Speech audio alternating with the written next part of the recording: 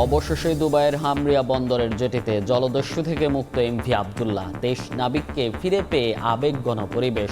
কয়লা খালাসের পর জাহাজে করে রওনা দেবেন দেশে। অসহ্য গরম আর লোডশেডিংয়ে মরার উপর খাড়ার ঘা, মশার উপদ্রব, তাপপ্রবাহে হিট স্ট্রোকে মারা যাচ্ছে প্রাণীকুলো। ক্ষতির মুখে পোল্ট্রি শিল্প। প্রথম যখন এই ফার্ম ছাড়ছে তখন ভাত রাঁধছে, আমরা তো জানি না, ভাত একটা কয়লার মতো কালো হয়েছে, খাইতে পারিনি। আঙ্গর কে ভানি খাওয়াই মারবো নাকি বালাভারি আঙ্গরে দিব।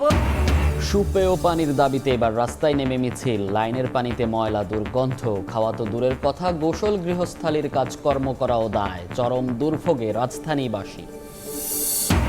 টাকার অভাবে বাস্তবায়ন হচ্ছে না তিস্তা মহাপরিকল্পনা। তীর রক্ষাতেই মনোযোগ পানি উন্নয়ন বোর্ডের। জোড়াতালি দেয়া প্রকল্প শুধুই অর্থের অপচয়।